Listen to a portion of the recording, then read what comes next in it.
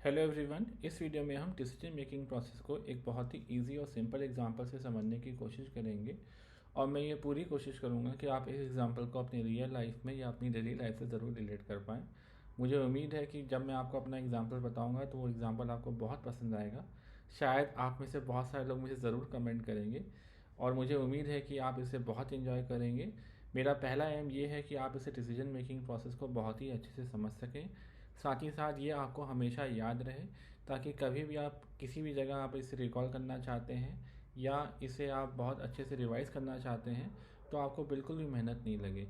साथ ही साथ मेरा इंटेंट सिर्फ यही होगा कि आपको ये decision making process as a human बहुत अच्छे से क्लियर हो और आपको बिल्कुल भी कन्फ्यूज़न ना हो, क्योंकि जैसा मैंने पहले भी कहा था कि डिसीजन मेकिंग प्रोसेस एआई का बहुत ही इम्पॉर्टेंट पार्ट है। इसीलिए मेरी पूरी कोशिश और मेहनत है कि आपको मेरा एग्ज़ाम्पल समझ में आए और दूसरा ये एग्ज़ाम्पल ऐसा हो जिसे आपको याद करने में या ध्यान रखने में बिल्कुल भी दिक्कत ना हो। तो चलिए शुरू करते हैं। बेसिकली ये एग्ज़ाम्पल जो मैंने लिया है ये मेरे स्कूल जाने का है, जिसमें मैं स्कूल जाना चाहता हूँ और उस समय बारिश हो रही है। तो मैं ये कहना चाहता हूँ कि प्रॉब्लम सिचुएशन क्या है। प्रॉब्लम सिचुएशन ये है कि मुझे स्कूल जाना है बट बाहर बारिश हो रही है। ये एक कॉमन सिनारियो है जो हम सभी लोग फेस करते हैं और मोस्ट ऑफ द टाइम हम सभी की थिंकिंग और सोच एक ही होती है। पर चलिए देखते हैं कि हम एक जैसा सोचते हैं या नहीं। तो इसमें दूसरा स्टेप क्या है कि सबसे पहले हम कैप्चर डिटेल करते हैं। जनरली ये स्टेप वो होता है जो मैं जनरली मम्मी से पूछता हूँ कि बाहर बारिश कितनी देर से हो रही है, और ये भी जानने की कोशिश करता हूँ कि वो ये सोच रही है या नहीं सोच रही है कि मैं स्कूल जाऊँगा या नहीं। इन अदर वर्ड मैं ये चेक कर रहा होता हूँ कि अगर मैं इनसे ये कहूँगा कि मैं स्कूल नहीं जाऊँगा देंगी या नहीं। थर्ड स्टेप बेसिकली बहुत ही सिंपल है, जहाँ पे मैं ये डिसाइड कर रहा हूँगा कि अगर मम्मी का मूड अच्छा नहीं है और वो बिल्कुल भी इससे एग्री नहीं कर रही है कि मैं घर पे रहूँ, तो क्या मैं अम्ब्रेला लेके जाऊँगा या मैं बारिश रुकने का इंतज़ार करूँगा। अभी इसमें एक और प्रॉब्लम स्टेटमेंट है जो हम ज़रूर बात करेंगे, बट पहले फटाफट हम सीक्वेंस ख़त्म कर लेते हैं। अब चौथा सिनारियो क्या है, या चौथा स्टेप क्या है, जहाँ मैं आइडेंटिफाइड सोल्यूशन यानी अम्ब्रेला जो मुझे बारिश से बचाएगा, या दूसरा ऑप्शन वो है कि मैं बारिश रुकने का वेट करूँगा, या एक तीसरा ऑप्शन सोल्यूशन जो मैंने मेंशन नहीं किया वो ये भी हो सकता है कि मैं स्कूल नहीं जाऊँगा। जनरली जैसे ही मैं ये बात मम्मी से कहता हूँ, हालांकि वो गुस्सा तो नहीं होंगी, बट दिन भर सिर्फ मैं एक ही बात सुनूंगा कि मैं पढ़ूंगा कब। तो ज़्यादातर सिचुएशन में मेरे को यही लगता है कि इससे बेटर ही ये होता है कि मैं स्कूल चला जाऊँ। तो यहाँ वो वाला पार्ट अभी पार्क कर देंगे। अभी हम सिर्फ ये सोचेंगे कि अभी हमारे पास जो पॉसिबल सोल्यूशन है वो सिर्फ दो है। पहला, या तो हम अम्ब्रेला लेंगे या हम बारिश रुकने का वेट करेंगे। तो अब हमें एज पर प्रोसेस यानी डिसीजन मेकिंग प्रोसेस से क्या फॉलो करना है कि हमें दोनों सोल्यूशन को कंपेयर करना है और ये देखना है कि दोनों में बेटर सोल्यूशन कौन सा है। मान लीजिए कि हमने ये डिसाइड किया, जो कि हमारा फिफ्थ स्टेप है, कि हमने मोस्ट अप्रोप्रिएट सोल्यूशन पिक किया जो कि है अम्ब्रेला के साथ स्कूल जाना। तो होपफुली हमने ये सोल्यूशन पिक कर लिया। अब हमारा छठा स्टेप क्या है कि हम ये आइडेंटिफाइड सोल्यूशन अप्लाई करेंगे, which is basically are six step. और सेवन स्टेप हमारा है जब हम स्कूल पहुंच जाएंगे। उम्मीद है आपको मेरा एग्जांपल अभी तक समझ में आया होगा और अब ये क्लियर हो चुका होगा कि decision making process structured way में एज अ ह्यूमन हम कैसे यूज़ करेंगे एक पर्टिकुलर सिनारियो और एक पर्टिकुलर सिचुएशन पे।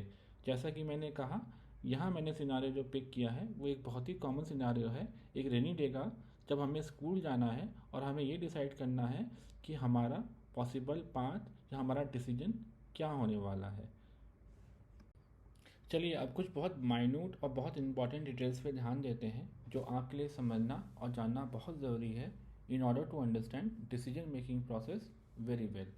सो हम बिल्कुल बेसिक से चलते हैं और ये बात समझने की कोशिश करते हैं जो मैंने शुरू में भी बोला था कि ये जो सारा प्रोसेस स्ट्रक्चर्ड है, ये जो सारा प्रोसेस डिफाइंड है, ये एक ह्यूमन के ऊपर है, which means we as a human have setup a structured process for decision making. But at the same time मैंने आपको ये भी बताया था कि पर्सन टू पर्सन और सिचुएशन टू सिचुएशन या प्रॉब्लम या सिचुएशन के करस्पॉन्डिंग ये और इवॉल्व भी हो सकती है या और छोटी भी हो सकती है। इसका मतलब ज़रूरी नहीं है कि आप हर बार एक structured seven step process follow करें। हो सकता है कि आप कुछ सिचुएशन में डिसीजन बहुत जल्दी ले सकते हैं और ऐसा भी हो सकता है कि कुछ स्टेज या सिचुएशन में आप एक ही स्टेप को बार बार रिपीट कर रहे हैं। ऐसा मैंने क्यों कहा? क्योंकि ये जानना आपके लिए बहुत ज़रूरी है कि डिसीजन मेकिंग प्रोसेस जो कि बिल्कुल सेंटर में है, ये एक इटरेटिव प्रोसेस है। इसका मतलब कि किसी भी स्टेज पे या किसी भी सिचुएशन पे अगर आपको लगता है कि कोई पर्टिकुलर स्टेज पे आपको क्लैरिटी नहीं है, जो एक्सपेक्टेड आउटपुट या जो सोल्यूशन आप अचीव करना चाहते हैं, तो आप as a human free to take decision and reiterate that process. Reiterate का मतलब अब अज्यूम करिए कि आप स्टेप 1 और 2 बार बार रिपीट कर रहे हैं जस्ट टू इंश्योर कि आपने राइट डिसीजन ले चुके हैं फॉर स्टेप 3। होप आपको यहाँ तक बिल्कुल क्लियर होगा। मैं आपके लिए फिर से रिपीट करता हूँ।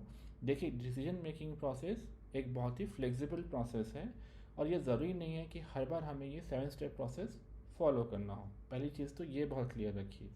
सेकेंड चीज़ क्या मैं कहने की कोशिश कर रहा हूँ कि ये स्ट्रक्चर्ड और एक प्रिफर्ड फॉर्मेट है जिसको आप फॉलो कर सकते हैं, स्पेशली जब हम डिसीजन मेकिंग को एज अ प्रोसेस कह रहे हैं।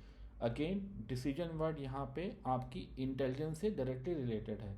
तो कभी भी हम कह रहे हैं कि आप डिसीजन मेकिंग प्रोसेस में हैं, मतलब आप इंटेलिजेंस की बात यहाँ पे कर रहे हैं और उसको एक प्रोसेस के साथ एसोशिएट कर रहे हैं। होप आपको यहाँ तक तो बिल्कुल ही क्लियर हो रहा होगा।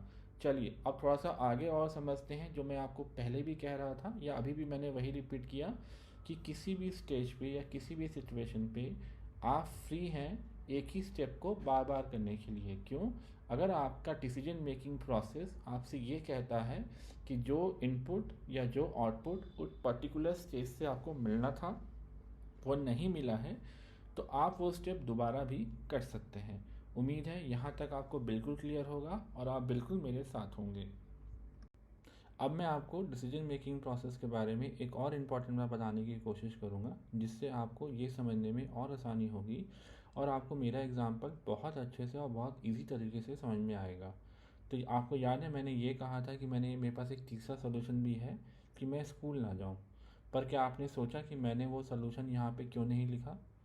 एक बार सोचना ज़रूरी बनता है ताकि आपको इससे ये क्लियर हो जाएगा कि आपका डिसीजन मेकिंग प्रोसेस कैसा चल रहा है। तो जैसा मैंने पहले कहा था कि डिसीजन मेकिंग प्रोसेस एक इटरेटिव प्रोसेस है जहाँ पे आप सॉल्यूशन को इवैल्यूएट कर रहे होते हैं। तो ज़रूरी नहीं है कि हम किसी भी सॉल्यूशन को सिर्फ एक्सेप्ट कर लें जो कि वो पॉसिबल सॉल्यूशन है, बल्कि at this same point of time पे हम उस सेम सॉल्यूशन को या किसी भी स्टेज के आउटपुट को दूसरे स्टेज के इनपुट से पहले ज़रूर इवैल्यूएट कर सकते हैं।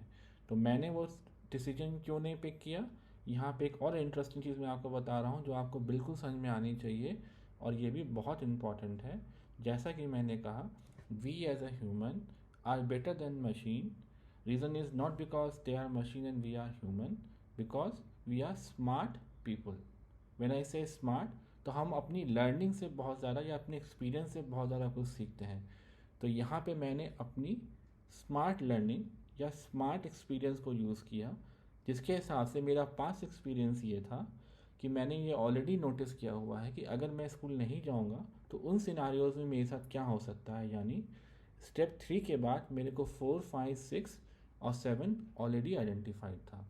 तो इसी रीज़न से मैंने जानबूझ के उस समय वो ऑप्शन यहाँ नहीं लिखा और ना ही यूज़ किया, क्योंकि मैं आपको यही चीज़ बहुत माइन्यूटली समझाने की कोशिश करना चाहता था कि कई बार हम इस पूरे अप्रोच में यही चीज़ एनालाइज कर रहे होते हैं और यही डिसीजन मेकिंग प्रोसेस का एडवांटेज भी है कि वो किसी भी ह्यूमन की टेंडेंसी या उसकी अप्रोच से ज़्यादा सही डिसीजन लेने में उसकी मदद करे। हो आपको ये मेरा एग्जांपल समझ में आया होगा और मैं उम्मीद करता हूँ कि आपने इसे एंजॉय भी किया होगा। So thank you.